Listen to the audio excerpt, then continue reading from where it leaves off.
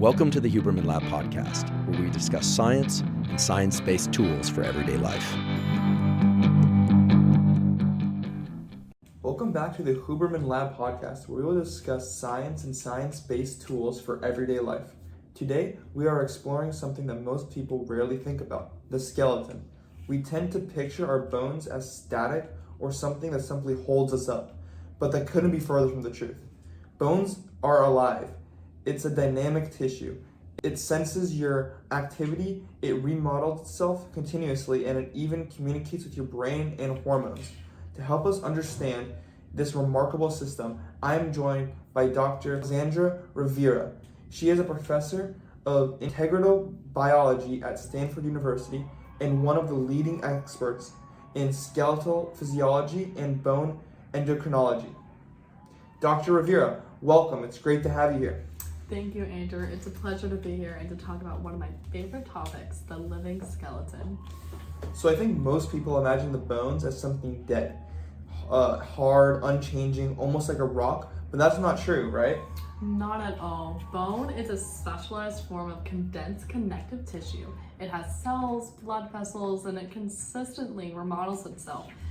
In fact, the skeleton you have right now is not going to be the one you had 5 years ago, and it's not going to be the one you have in 20 years. That's amazing. So it's completely renewed. Yes, exactly. So the bone is in a state of constant turnover. We have cells called osteoblasts that build new bone, and osteoclasts that break down old bone, and osteocytes that live in the bone matrix. They communicate with each other through these tiny channels called caniculi, and it's kind of like a microscopic network of messages passing through your skeleton. So it's not just a structure, it's a living organism with its own communication system. Yes, you can think of your skeleton as a responsive tissue that senses the forces you place on it and adapts accordingly. That reminds me of a principle I've heard before, Wolff's Law. It's the idea that bones remodel itself in response to mechanical stress. That's exactly right. Bone follows function. If you put stress on a bone, say through resistance training or even daily walking, it gets denser, stronger. And if you take that stress away, for example, in space flight or prolonged bed rest, bone weakens quickly. So in essence, our skeleton listens to how we live. Yes, beautifully put. It's a feedback loop, movement stimulating bone formation and stronger bones. In turn, is going to enable more movement. And I suppose that's why gymnasts, for example, tend to have higher bone density compared to swimmers. Exactly, their skeletons are going to adapt to the sport. Let's talk about what bone actually looks like inside. When I hold a femur or a humerus, what's happening on a microscopic level? Great question. So if you take a cross section of a long bone, you're going to see layers. The outer part is going to be compact bone, dense and organized into circular structures called osteons.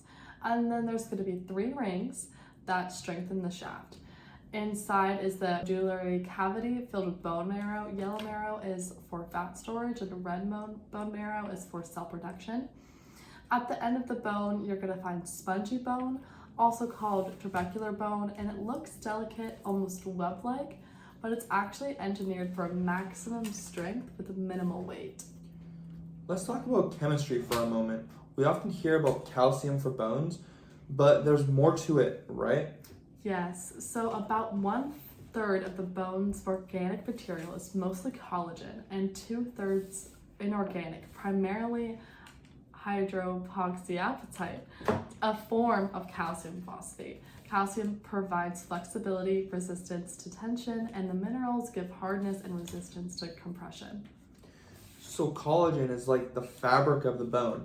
It gives it stretch, and the materials are like the glue that makes it firm and strong. That's right. Bones are like a calcium bank for the body. Hormones like caltriciol, which is the active form of vitamin D, the parathyroid hormone, and calcitonin regulate how much calcium we deposit or withdraw.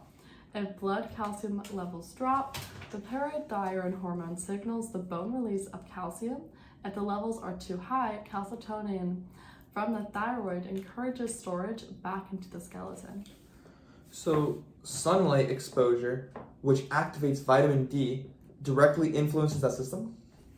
Exactly. You need adequate sunlight, good nutrition, and a healthy liver and kidney function to keep this loop in balance. If it's one of the body's example of feedback control. So, what happens as we age? We hear about osteoporosis, especially in postmenopausal women. What's going on in biology? So as we age, the activity of osteoblasts is going to decrease while osteoclast activity stays the same or even increases in some cases. And for women, the loss of estrogen is going to escalate, and this process will lead to more bone resorption than deposition.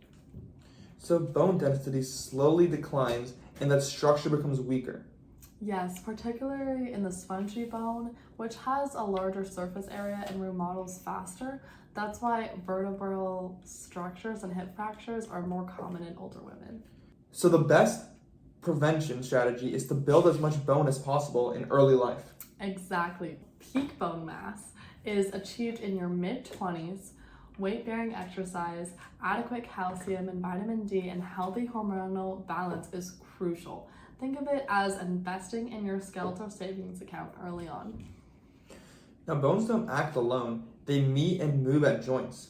Exactly, and a joint is any point where two or more bones come together. We classify them from least mobile to most mobile.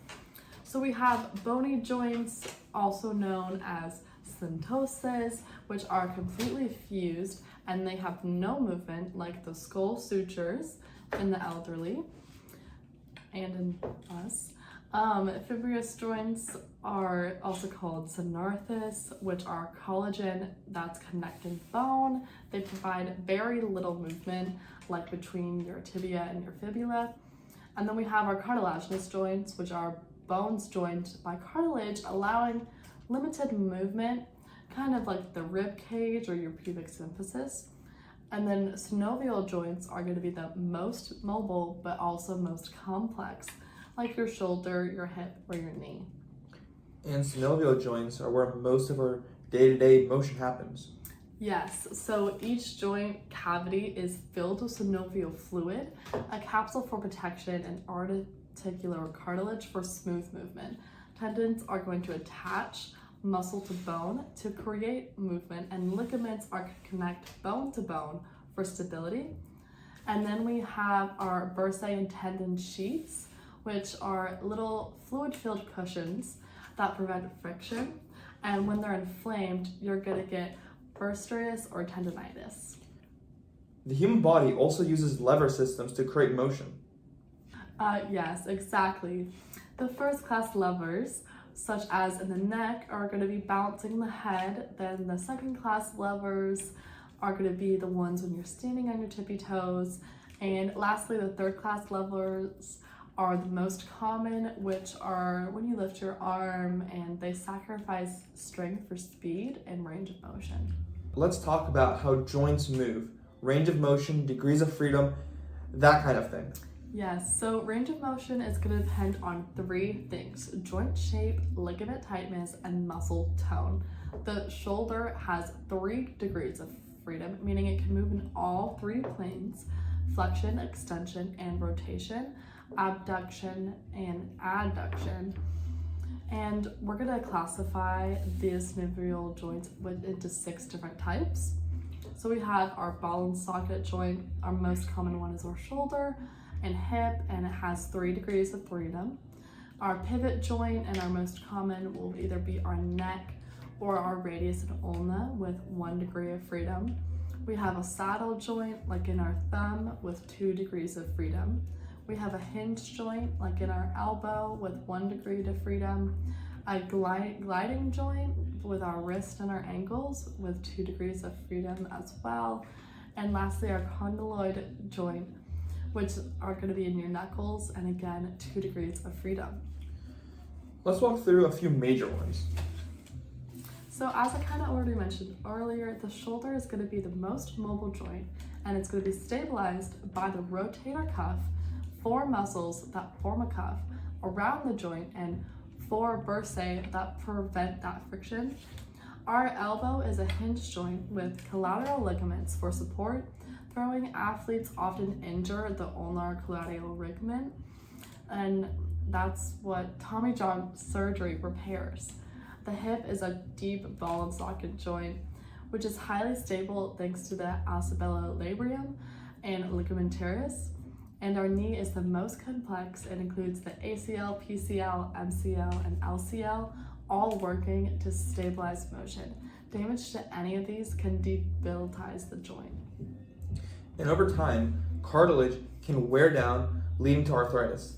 Yes, arthritis is the most common form, and it's essentially the breakdown of articular cartilage, often from aging, repetitive stress, and it causes friction, inflammation, and pain, making the motion itself a damage to the source. So what's the takeaway?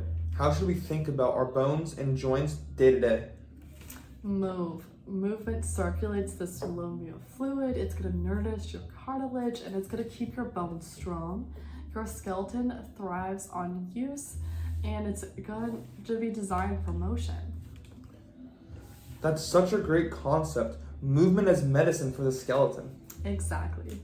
Dr. Rivera, thank you for this deep look into the living skeleton, from the microstructure of bone to the mechanics of motion. Thank you, Andrew. It's been a pleasure. For those listening, your skeleton isn't static. It's alive, adaptive, and responsive. The way you move, eat, sleep, and live, it all shapes your bones. And as always, thank you for tuning into the Huberman Lab podcast. I'm Andrew Huberman, and this is the Huberman Lab podcast. Until next time, move often, stay curious, and take care of your body. See you guys.